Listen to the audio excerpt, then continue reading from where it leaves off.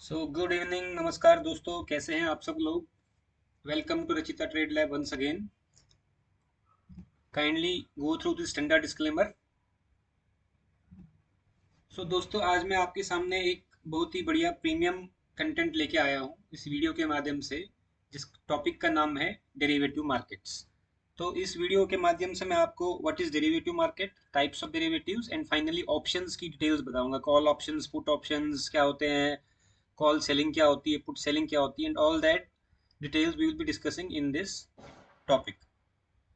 Next, so let's start with derivative markets. Now, first of all, let us understand what are derivatives. A derivative is nothing but a contract note or a legal agreement where the price of derivative is determined on the basis of an underlying asset like stock, bond, commodity, etc.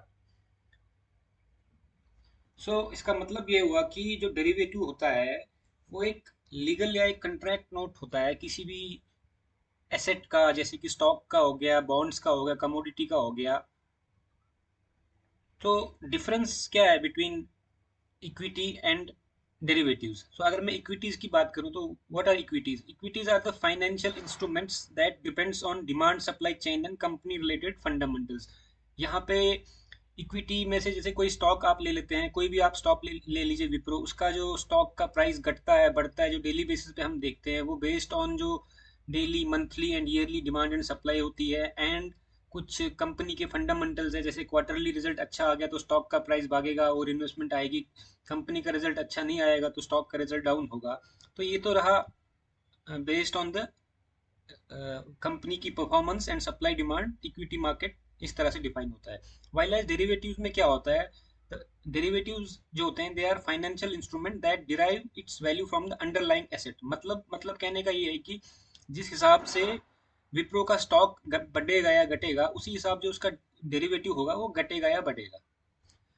Equities जो होते हैं वो generally they are instruments for investment, short term, medium term और long term investments होते हैं। वाले जो derivatives होते हैं they are used for speculation और हेजिंग और एज ए इंश्योरेंस। स्पेकुलेशन से मेरे कहने का मतलब है, आप इसको ऐसा मत समझिए कि सट्टा लगाना। स्पेकुलेशन मीन्स कि आपने कुछ रिसर्च की, आपकी कुछ नॉलेज है, आपकी कुछ skills, and based on that skills आपको पता है विप्रो के शेयर बढ़ने वाले हैं, तो आप अकॉर्डिंगली उसके डेरिवेटिव को बाय या उसके डेरिवेटिव को राइट करेंगे।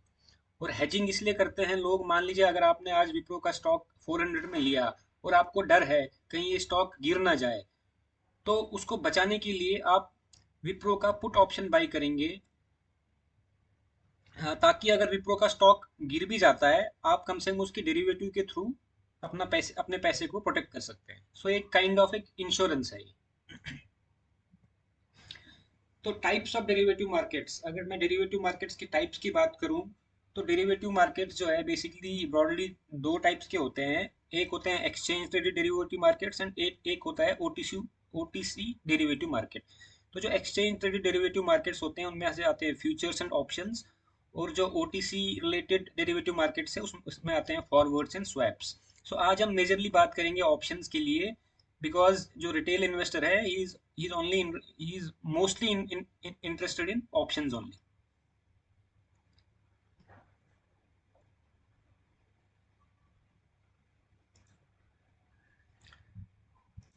तो ऑप्शंस की अगर मैं बेसिक्स की बात करूं कि ऑप्शंस क्या होते हैं, option is nothing but a contract note और a legal agreement between a buyer and seller. देखिए क्या होता है, एक बायर होता है, एक सेलर होता है, उनके बीच में एक कंट्रैक्ट नोट या एक लीगल एग्रीमेंट होता है जिसको कि हम ऑप्शन कहते हैं। तो ये दो तरह के होते हैं, एक होता है कॉल ऑप्शन और दूसरा होता है पुट ऑप्शन। तो जो कॉल ऑप्शन होता है, it can be a buyer और seller of a call option, और जो पुट होता है it can be a buyer और seller of a put option. तो मैं आपको इसकी डिटेल्स की बात बताता हूँ। Before going into the details, इसकी कुछ टर्म्स एंड कंडीशंस है जिनको समझना आपके लिए बहुत ही जरूरी है। एक्चुअली क्या होता है, जो एक कंट्रैक्ट नोट होता है वो किस तरह का होता है? एक कंट्रैक्ट नोट होता है, इसमें कुछ डिटेल्स होती है और बाद में इसमें legal science of all parties होते हैं। तो कंट्रैक्ट नोट की सबसे पहली बात जो है, इसकी एक्सपायरी होती है। जैसे मैं इंडियन मार्केट्स में अगर स्टॉक्स के डेरिवेटिव्स की बात करूं तो उनकी मंथली एक्सपायरी होती है। और अगर मैं इंडेक्स की बात करूं, जैसे निफ्टी हो गया, बैंक निफ्टी हो गया, इनकी जो एक्सपायरी होती है वो एवरी थर्सडे होती है ऑफ द वीक, एंड एक मंथली एक्सपायरी होती है जो मंथ की लास्ट थर्सडे पे होती है। तो ये पहला पॉइंट आपको मैंने बताया कि contract note has an expiry. Second मैंने जो बताया, buyer of the option has to pay the premium, जो ऑप्शन का बायर होगा उसको प्रीमियम पे करना पड़ेगा। ये जो कंट्रैक्ट नोट होता है ये non refundable and non negotiable होता है। मतलब अगर किसी भी पार्टी को अगर किसी भी पार्टी को कुछ इसमें डिसएग्रीमेंट है तो ये एक बार कंट्रैक्ट नोट बन गया तो इसमें कोई रिफंड नहीं होता है। और जो बायर होता है, बायर हैज द राइट, मतलब बायर का हक है, बट नॉट द ऑब्लिगेशन, उसकी मजबूरी नहीं है टू एक्सरसाइज द एग्रीमेंट। मतलब जो बायर है उसका राइट है पर उसकी मजबूरी नहीं है एक्सरसाइज को, to exercise the agreement. While जो सेलर होता है उसकी मजबूरी है कि अगर बायर चाहेगा एज पर बायर्स डिमांड, वो जो कंट्रैक्ट नोट है वो एक्सरसाइज होगा क्योंकि बायर ने एक प्रीमियम पे किया होगा। एंड थर्ड मैंने आपको बताया all options are settled in cash.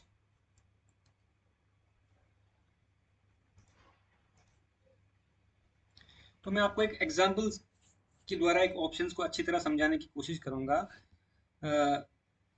Let's for an example एक सिनेरियो देखते हैं जहाँ पे दो दोस्त है, एक राम है और एक श्याम है। और एक राम के पास एक घर है, उस घर का ओनर जो है वो राम है। अगर मैं इस घर के करंट प्राइस की बात करूं तो ये 10 करोड़ के करीब है। मगर मार्केट्स में कुछ रूमर्स चल रहे हैं कि उसी घर के आसपास एक बहुत ही बड़ा एयरपोर्ट आने वाला है। तो शाम की जो एक्सपेक्टेशंस है उसको लगता है अगर वहां पे एयरपोर्ट बन गया तो ये जो मकान की कीमत 10 करोड़ है, ये 6 महीने बाद अगर वहां एयरपोर्ट आ जाएगा तो इस मकान की कीमत जो हो जाएगी 15 करोड़ हो जाएगी। तो वो चाहता है कि वो ये मकान आज से 6 महीने बाद 10 करोड़ की ही रेट पे खरीदे, जबकि उस टाइम पे रेट होगा 15 करोड़। तो इसको समझने की जरूरत है। इससे मैं आपको क्या कहना चाहता हूँ, तो इससे एक्चुअली तीन केस निकल के आते हैं। तो पहले तो वो क्या करता है, एक कंट्रैक्ट नोट बनाता है। वो एक कंट्रैक्ट नोट बनाता है विद श्याम, सॉरी, जो श्याम है वो राम के साथ एक कंट्रैक्ट नोट बनाता है। उस कंट्रैक्ट नोट में वो लोग क्या डिसाइड करते हैं, वो डिसाइड करते हैं कि जो श्याम है वो राम को कहता है कि मैं तेरा घर खरीदूंगा 6 महीने बाद। तो 6 महीने बाद जो मैंने आपको बताया ये कंट्रैक्ट की एक्सपायरी डेट होगी, तो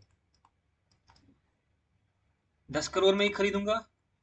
करंट प्राइस जो है 10 करोड़ ही है, करंट इवेल्युएशन। तो जो राम है वो कहता है इसके बदले मुझे क्या मिलेगा, उसको कहता है कि मैं तेरे को 1 करोड़ का प्रीमियम पे करूंगा, प्रीमियम पे करूंगा। ओके। तो अब तीन केसेस हो सकते हैं, तीन केस निकल के आते हैं। पहला केस होता है कि सपोज करो एयरपोर्ट बन गया और जो मकान की कीमत है उस टाइम पे उसकी मार्केट वैल्यू 15 करोड़ हो जाएगी, जो कि पहले 10 करोड़ थी। तो शाम को क्या प्रॉफिट है इसमें, प्रॉफिट ही प्रॉफिट है। क्यों? क्योंकि वो 10 करोड़ में लेगा वो मकान, ठीक है, प्लस उसने 1 करोड़ का प्रीमियम दिया हुआ है, तो वो टोटल 11 करोड़ में ले रहा है। जबकि मार्केट वैल्यू 6 महीने बाद जब वो लेगा तो 15 करोड़ हो जाएगी। तो उसका प्रॉफिट कितना हो गया, 4 करोड़। ये तो केस वन था। तो अब हम आते हैं केस टू की तरफ।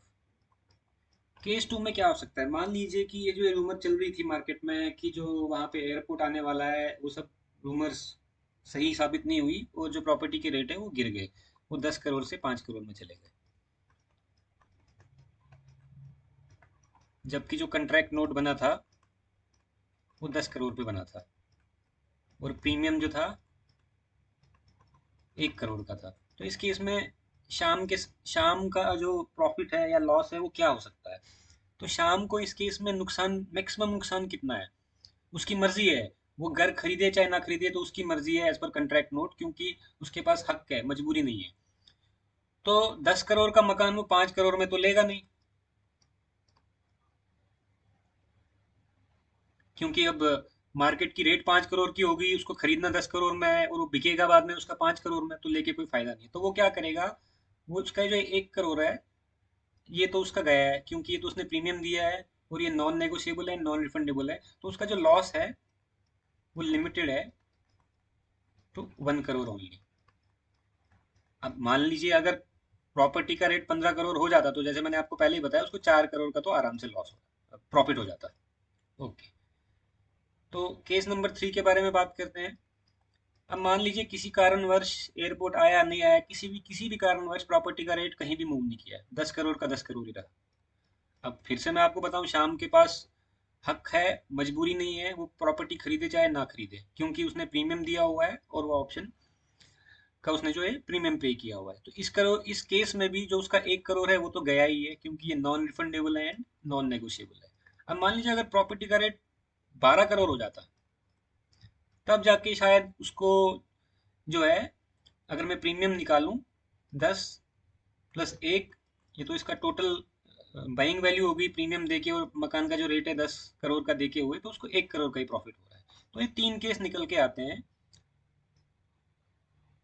इन इस सिनेरियो में से। तो ये ऑप्शंस के कुछ बेसिक्स की मैंने आपको डिटेल्स बताई।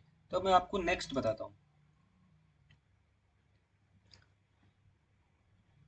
अब स्टॉक मार्केट में अगर हम जाएं, तो मैंने आपको एक नॉर्मल एग्जांपल बताई। अब अगर हम स्टॉक मार्केट में जाएं, सपोज करिए कोई एक स्टॉक है जिसकी अभी करंट वैल्यू है 50 रुपये, करंट वैल्यू आज की डेट में। और जैसा कि मैंने आपको बताया, इंडियन मंथ में जो स्टॉक्स की एक्सपायरी होती है वो मंथ एंड पे होती है। आज जैसे मान लीजिए 30 मान लीजिए 1 नवंबर चल रहा है, तो 30 नवंबर को इसकी एक्सपायरी होगी। ओके, अब किसी ने स्पेकुलेट किया है, उसने रिसर्च करा है, जो भी करा है, उसकी नॉलेज है, उसकी स्किल्स है, उसको पता है कि ये जो स्टॉक है ये 50 रुपये से 100 रुपये जाने वाला है मंथ एंड पे। तो वो क्या करता है, वो एक जो सेलर के साथ एक कंट्रैक्ट नोट बनाता है, उसको कहता है कि आज से 1 महीने बाद मैं ये जो स्टॉक है तुझसे 50 रुपये पे खरीदूंगा, उसके बदले में मैं तेरे को 10 रुपये का प्रीमियम दूंगा। तो फिर अगर इसमें ये तीनों सिनेरियो में लगाऊं, तो ऑप्शन बायर को क्या प्रॉफिट हो सकता है यहाँ पे? ऑप्शन बायर को जो प्रॉफिट है वो कितना होगा? 100 रुपया उसका रेट होगा नवंबर एंड में, ठीक है। 50 रुपये में वो खरीदेगा और 10 रुपये का वो प्रीमियम देगा, तो 100 में से 60, 40 रुपये का उसको प्रॉफिट हो रहा है। सिमिलरली, अगर स्टॉक का रेट कहीं नहीं मूव किया, 50 का 50 ही रह गया, तो उसने जो 10 रुपये का प्रीमियम दिया था, खाली उसका वो 10 रुपये का जो प्रीमियम है वो लॉस हो जाएगा। और अगर स्टॉक का रेट 30 रुपया हो जाएगा, तो जैसा कि मैंने आपको बताया कि जो बायर है उसके पास राइट है, ऑब्लिगेशन नहीं है, तो वो अपना कंट्रैक्ट नोट एक्सरसाइज नहीं करेगा, तो उस केस में भी उसका लॉस जो है वो लिमिटेड है टू 10 ओनली, क्योंकि 10 रुपया जो है वो प्रीमियम है जो कि उसको लॉस होगा। अगर स्टॉक का वैल्यू जीरो भी चला जाता है, तब भी इसका जो लॉस है वो लिमिटेड टू 10 रुपया ओनली है। तो ये तो ऑप्शंस की डिटेल्स थी जो मैंने आपको अभी समझाई। अब हम नेक्स्ट फर्दर मूव करते हैं। तो कॉल ऑप्शंस बाइंग, हम ये डिटरमाइन करते हैं कि कॉल ऑप्शंस बाइंग क्या होती है। तो जैसा कि मैंने आपको भी 3-4 चीजें बताई, उसमें से इसमें कुछ टर्म्स आपको याद रखनी पड़ेगी। एक होता है स्ट्राइक प्राइस। स्ट्राइक प्राइस मतलब अगर 50 रुपए की कॉल है, तो आप उसको किस स्ट्राइक पे लोगे। दूसरा होता है जो स्टॉक का रेट है, वो उस टाइम पे क्या चल रहा है। मान लीजिए स्टॉक का रेट चल रहा है 40 रुपया, और आप इसकी 50 रुपए की स्ट्राइक प्राइस को खरीदते या बेचते हैं। दूसरा होता है exercising of an option contract. तीसरा ऑप्शन एक्सपायरी, मैंने आपको ऑलरेडी एक्सप्लेन किया है। ऑप्शन प्रीमियम मैंने आपको बताया है, जो कि प्रीमियम मैंने आपको बोला दोनों पार्टीज में डिसाइड होता है। और तीसरा होता है, फाइनली होता है ऑप्शन सेटलमेंट। तो अगर मैं आपको इसकी रीसेंट एग्जांपल दिखाऊं, तो कल के दिन में क्या हुआ, मारुति का जो स्टॉक है वो एकदम से बढ़ गया, और मारुति की जो 8800 की स्ट्राइक प्राइस थी, उसका जो ओपन हुई थी 472 के प्रीमियम के ओपन हुई थी। और क्योंकि एक मारुति में एक सडन मूव आया, तो इसी वजह से ये जो प्रीमियम है ये काफी तेजी से बढ़ा, और ये 812 पे क्लोज हुआ। तो इस केस में अगर मैं और ये जो हमारे स्टॉक के ऑप्शंस होते हैं लॉट साइजेस में आते हैं। ऐसा नहीं है कि जैसे आप मारुति का एक शेयर खरीदेंगे, बट अगर आप ऑप्शंस में डील करते हैं तो आपको लॉट्स खरीदने पड़ते हैं, जो एनएससी डिसाइड करता है। तो मारुति की अगर मैं लॉट साइज की बात करूं तो इसका एक लॉट साइज है जो 100 रुपये का आता है। तो 472 का प्रीमियम था, 100 रुपये का लॉट साइज था, 47,200 रुपये की इन्वेस्टमेंट थी। अगर मैं प्रॉफिट देखूं, 812 का इसने हाई लगाया, 472 का पे ये ट्रेड कर रही थी सवेरे, 34,000 का प्रॉफिट, इन्वेस्टमेंट थी 47,200। तो ये जो प्रीमियम है आपका, ये तो अभी भी सेव्ड है, सेव ही है, क्योंकि जब तक ये 472 से नीचे नहीं जाएगा तब तक तब इस प्रीमियम की वैल्यू कम होगी। अभी तो ये उल्टा 812 पे ट्रेड कर रहा है इसका कॉल ऑप्शन। तो सीधी सी बात है, ये आपका 34,000 का प्रॉफिट है और आपका जो आपने इन्वेस्टमेंट की थी वो तो ऑलरेडी सेव हुई है। तो ये ऑप्शंस का जो है, इसको ऑप्शंस का मैजिक बोलते हैं। तो इसको आपको समझने की, सीखने की बहुत ज़्यादा ज़रूरी है। तो इसकी अगर आपको डिटेल्स देखनी है तो ये जो मैंने यहाँ पे स्क्रीनशॉट लगाया है, ये एनएससी का ऑप्शन चेन है। अगर आपको इसकी डिटेल चाहिए तो आप लाइक शेयर एंड कमेंट ज़रूर करिए। मैं आपको ऑप्शन चेन क्या होती है उसकी पूरी डिटेल्स में आपको अगले नेक्स्ट वीडियो में बना के दिखाऊंगा।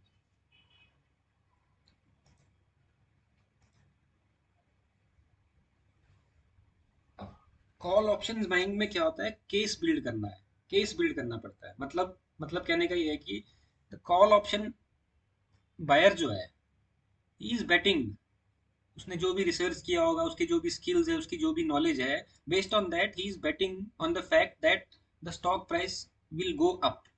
इसका मतलब that is he is bullish on the stock. तो ये जो एक कॉल ऑप्शन बायर की थॉट प्रोसेस ये होती है। सो इसके लिए क्या होता है, thoroughly study a stock and identify potential moments, upside moment, so that premium increases sharply. Example of Maruti जैसे मैंने आपको शेयर किया हुआ है। No, what happens to options if you wait till expiry. मान लीजिए मारुति का स्टॉक आज भागा है, जो मैंने आपको दिया एग्जांपल दी, मान लीजिए नहीं भागता, आज नहीं भागता, एक दो दिन रुक जाता, परसों भाग जाता, या तीन चार दिन बाद भाग जाता। मतलब मेरे कहने का मतलब है, जो इसकी एक्सपायरी की डेट है वो तो नवंबर एंड की है, मतलब नवंबर एंड तक अगर आप वेट करते इसको, जो ये एग्रीमेंट है इसको एक्सरसाइज नहीं करते, तो उस टाइम पे क्या होता। तो मैं आपको एक एग्जांपल दूंगा इसकी। तो उससे पहले आपको ये डिटेल्स बताने से पहले मैं आपको ना एक टर्म के बारे में समझाता हूँ जिसको कहते हैं इंट्रिंसिक वैल्यू। इंट्रिंसिक वैल्यू ये किस, इसको क्या बोलते हैं, इंट्रिंसिक वैल्यू जो होती है कॉल ऑप्शन की अपॉन एक्सपायरी, उसको बोलते हैं it is a non negative value which a option buyer is entitle if he were to exercise the option. मतलब कहने का ये हुआ कि एक्सपायरी के दिन अगर ऑप्शन बायर की मर्जी है कि वो अपने ऑप्शन को एक्सरसाइज करे, तो जो रेट उस टाइम पे ऑप्शन की चल रही होगी वो उसको मिलेगा। फॉर एग्जांपल अगर मैं बजाज ऑटो, एक स्टॉक है, मैं आपको इसका एक एग्जांपल बताता हूँ। सपोज करिए बजाज ऑटो की 2050 की कॉल आपने खरीदी और उसका प्रीमियम जो था वो 6.35 है। तो अब देखते हैं एक्सपायरी के दिन क्या हो सकता है। मान लीजिए इसकी एक्सपायरी आ गई है कंट्रैक्ट नोट की। पहले पहले सिनेरियो में क्या हो सकता है,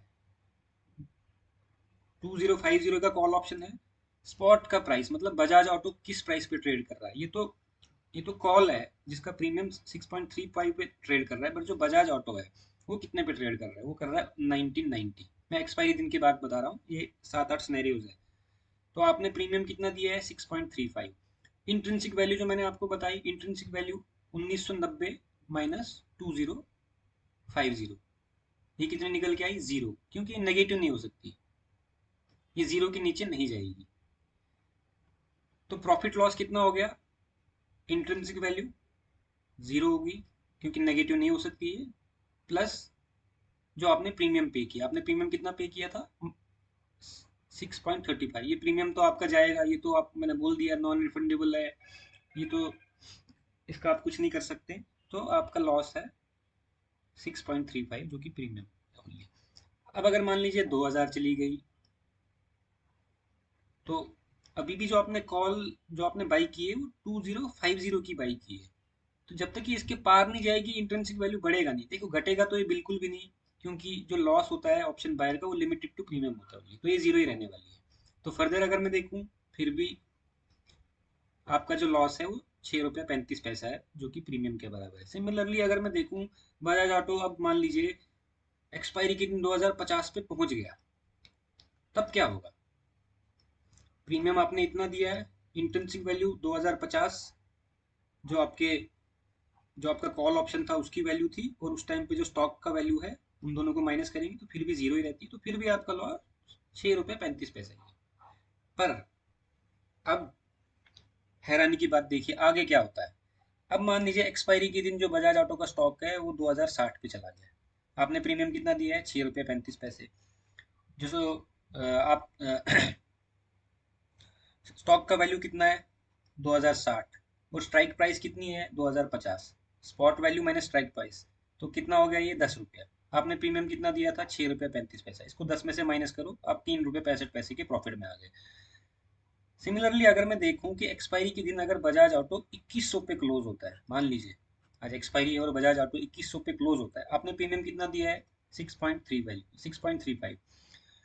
तो जो बजाज ऑटो की क्लोजिंग है, स्पॉट की क्लोजिंग है वो 2100 है, और जो स्ट्राइक प्राइस है वो 2050 है, तो डिफरेंस होता है 50 रुपये। आपका प्रॉफिट 50 रुपया, और आपने जो प्रीमियम दिया हुआ है उसको माइनस करेंगे तो 43 रुपये का आपको प्रॉफिट होगा। मतलब कहने का ये है कि आपका जो प्रॉफिट है उसके बढ़ने के बहुत चांसेस है, जबकि आपका जो लॉस है वो कैप्ड है, वो लिमिटेड है, वो 6 रुपये 35 पैसे से नीचे नहीं, इससे ज़्यादा आपका लॉस नहीं बढ़ेगा, चाहे अगर बजाज ऑटो का रेट जीरो भी हो जाता है, क्योंकि इस इंट्रिंसिक वैल्यू जो है वो नेगेटिव नंबर नहीं हो सकता।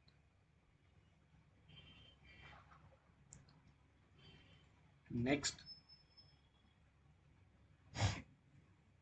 ये तो थी कॉल ऑप्शन बाइंग, जहाँ पे मेरा व्यू ये है कि मार्केट जो है वो बुलिश रहने वाली है। व्हाट इफ कि अगर आपका व्यू ऐसा हो कि नहीं भाई मार्केट तो बुलिश नहीं रहने वाली है, शायद मार्केट गिर सकती है यहाँ से, तो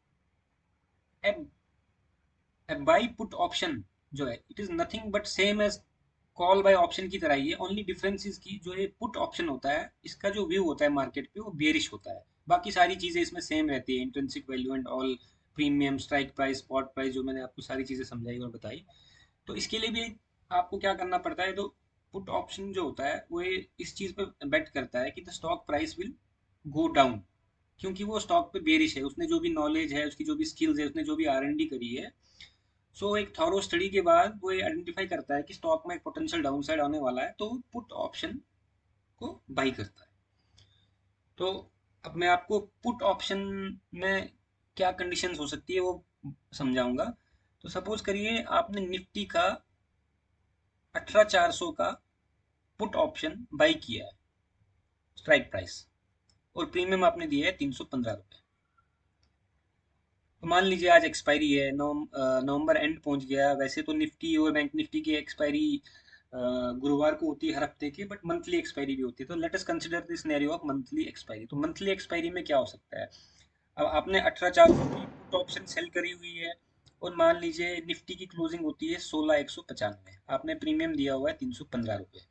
तो अगर 18,400 से मैं ये स्पॉट की वैल्यू माइनस करूं, 16,195 जो आपकी स्ट्राइक थी उसमें से अगर मैं स्पॉट माइनस करूं तो ये होता है 2205, और 2205 में से अगर मैं आपका प्रीमियम निकालूं तो आपका जो प्रॉफिट है वो 1890 रुपये होता है। तो इसी तरह स्पॉट कहाँ पे क्लोज होगा एक्सपायरी, एक्सपायरी पे, तो ये different different profit and losses के सिनेरियो निकल के आते हैं। तो एक और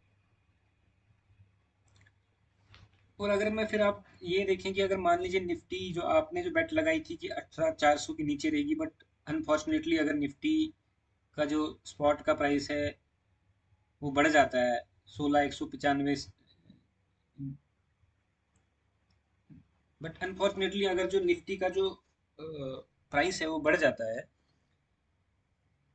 मान लीजिए एक्सपायरी के दिन ये 19,660 पे क्लोज होती है, तो उस केस में तो इंट्रिंसिक वैल्यू तो जीरो रहेगी,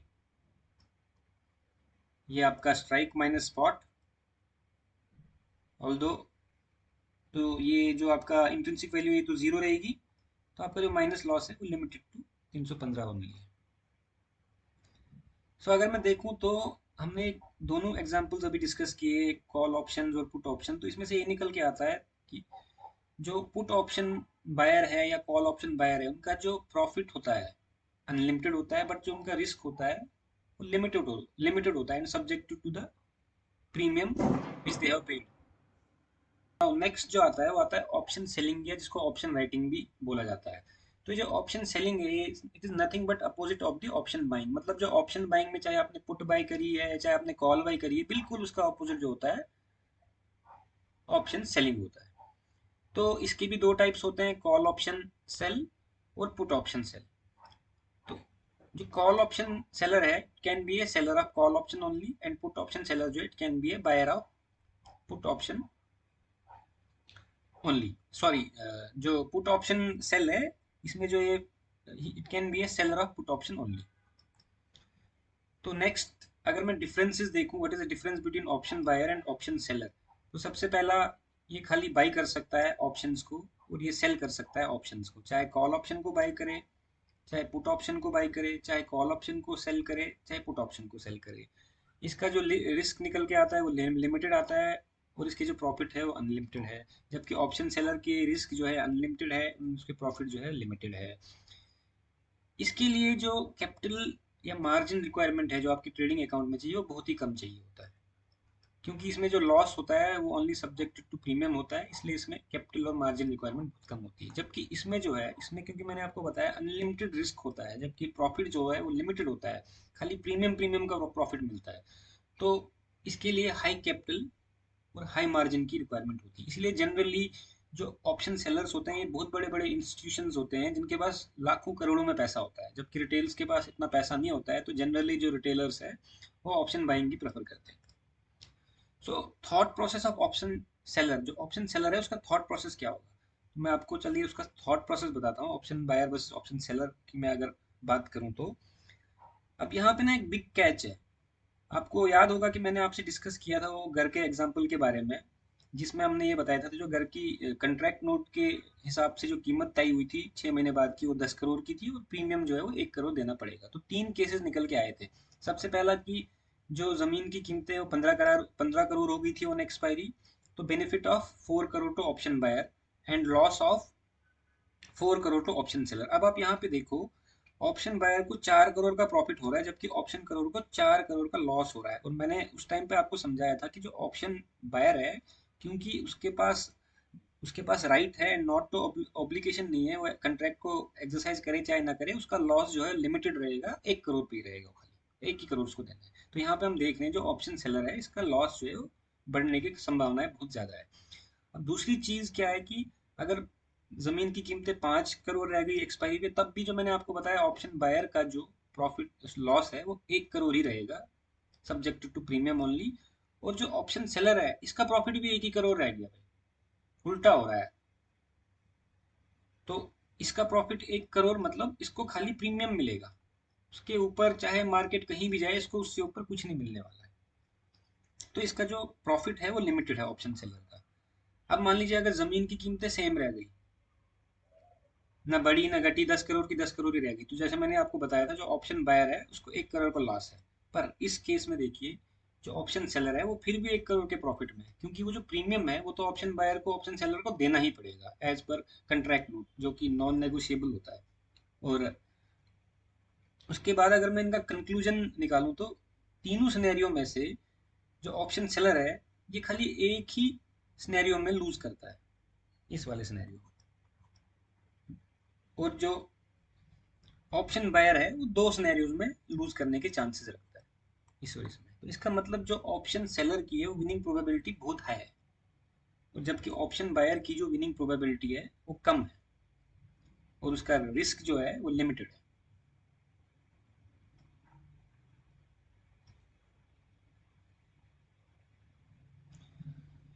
तो सेम एग्जांपल जो मैंने आपको निफ्टी की दी थी ऑप्शन बायर के थॉट प्रोसेस के व्यू से, उसी सेम एग्जांपल को मैं आपको ऑप्शन सेलर के थॉट प्रोसेस के व्यू से बताता हूँ।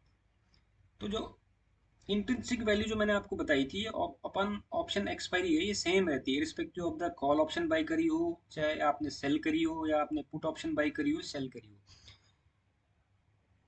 तो जो ऑप्शन सेलर होता है इसका जो कैश आउटफ्लो होता है इट इज सब limited to premium received only. जबकि ऑप्शन बायर में हमने आपको उल्टा, ऑप्शन बायर में उल्टा होता है, उसका जो लॉस है वो प्रीमियम तक लिमिटेड होता है, जो उसका प्रॉफिट है वो अनलिमिटेड होता है।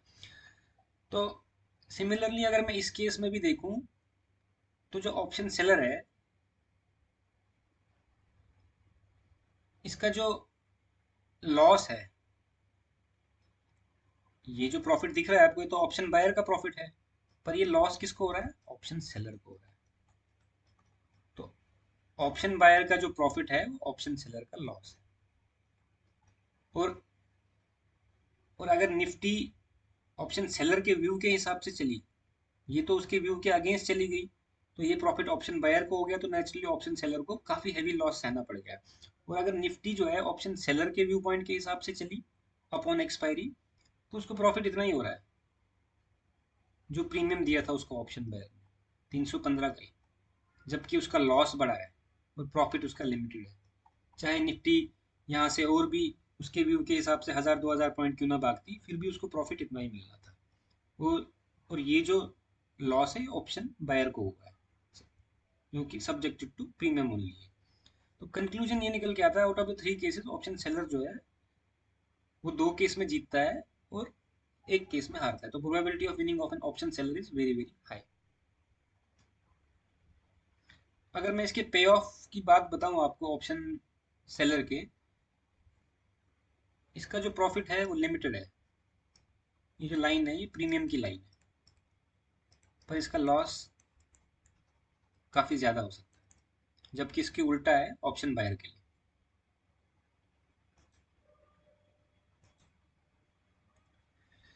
तो समराइजेशन, अगर मैं इन सब ये जो मैंने आपको सारी बातें अभी तक बताई, अगर मैं इनको एक पेज पे समराइज करूं तो समरी निकल के आती है वो कुछ इस तरह की है। सबसे पहले अगर मैं बात करूं कॉल ऑप्शन बायर की, इसका व्यू जो होता है बुलिश व्यू टुवर्ड्स मार्केट होना चाहिए। मतलब कॉल ऑप्शन वही बाई कर सकता है जिसको पता है कि यहाँ से मार्केट आगे भागने वाली है। और फास्ट मोमेंट की रिक्वायरमेंट होती है, क्योंकि मैंने आपको 3 सिनेरियो बताया, इसके पास विनिंग का एक ही सिनेरियो होता है जहाँ पे मोमेंट होगा। अगर मोमेंट रुक गया या उसके अगेंस्ट चला गया तो वो दोनों केसेस में लूज करेगा। तो इसीलिए इसका सिनेरियो बुलिश होना चाहिए and that too momentum fast होना चाहिए। अब अगर मैं पुट ऑप्शन बायर की बात करूं तो इसका व्यू जो है वो मार्केट के प्रति इसको पता होना चाहिए, इसने जो भी नॉलेज होगा, जो भी इसने रिसर्च किया होगा, एज पर दैट रिसर्च इसको कन्विक्शन होना चाहिए कि मार्केट नीचे जाएगा, तो भी उसको पुट ऑप्शन बाय करना चाहिए। और इस केस में भी मोमेंटम फास्ट होना चाहिए। ऐसा नहीं हो कि मार्केट रुक जाए या उसके व्यू के अगेंस्ट चला जाए। रुक गया तब भी उसको लॉस है, उसी जगह पे रुक गया तब भी उसको लॉस है। हाँ, उसके व्यू के हिसाब से चला तो उसको प्रॉफिट है, और मोमेंटम इसमें फास्ट होना चाहिए। और अगर मैं पुट ऑप्शन सेलर की बात करूं तो उसका जो व्यू है वो बुलिश होना चाहिए मार्केट के प्रति, नो डाउट, क्योंकि वो उसने पुट को जो है वो राइट कर रखा है। बट यहाँ पे इसके लिए ना मोमेंटम इतना जरूरी नहीं हो जाता है। अगर मान लीजिए वहीं पे भी रुक गया तब भी इसको प्रीमियम का फायदा तो हो ही रहा है ना। और होगा क्या, टाइम डिके होगा, तो सीधी सी बात है प्रीमियम डिके होने के चांसेस बढ़ जाते हैं। तो सिमिलरली अगर मैं कॉल ऑप्शन सेलर की बात करूं, sorry seller not buyer, call option seller की बात करूं तो उसका व्यू जो है वो मार्केट के प्रति नेगेटिव होना चाहिए, मतलब बेरिश व्यू होना चाहिए। और सिमिलरली मैंने आपको बताया है कि मोमेंटम से उसको ज़्यादा फर्क नहीं पड़ेगा, क्योंकि प्रीमियम डिके होगा विद टाइम। तो अगर मैं चारों के पे ऑफ डायग्राम निकालूं तो कॉल ऑप्शन बायर जो है इसका लॉस लिमिटेड है, सब्जेक्टेड टू प्रीमियम ओनली, जबकि इसका प्रॉफिट अनलिमिटेड है। और पुट ऑप्शन बायर की बात करूं, अगेन इसका जो लॉस है वो लिमिटेड है और प्रॉफिट जो है अनलिमिटेड है। और अगर मैं पुट ऑप्शन के सेलर के पे ऑफ की बात करूं तो इसका प्रॉफिट लिमिटेड है और इसका लॉस अनलिमिटेड है। और अगर मैं पुट ऑप्शन बायर के पे ऑफ की बात करूं, अगेन इसका प्रॉफिट लिमिटेड है, subjected to premium received only, और इसका लॉस जो है अनलिमिटेड है। तो ये तो पूरी डिटेल्स मैंने आपको option buying as well as option writing के ऊपर दी हुआ है। होप कि आपको ये सारी इन्फॉर्मेशन अच्छी लगी होगी, और आपको फ्यूचर में अगर आपको फर्दर इन्फॉर्मेशन चाहिए कि ऑप्शन ग्रीक्स क्या होते हैं या कैंडल स्टिक के कैसे कैसे पैटर्न होते हैं, तो आप कमेंट करके बता सकते हैं मुझे, ताकि मैं आपके लिए ऐसे ही कंटेंट आगे और लेके आ सकूं। So thank you very much, I hope कि आपको ये कंटेंट अच्छा लगा होगा। So based on your feedback and comments, more contents arriving soon. So thank you very much.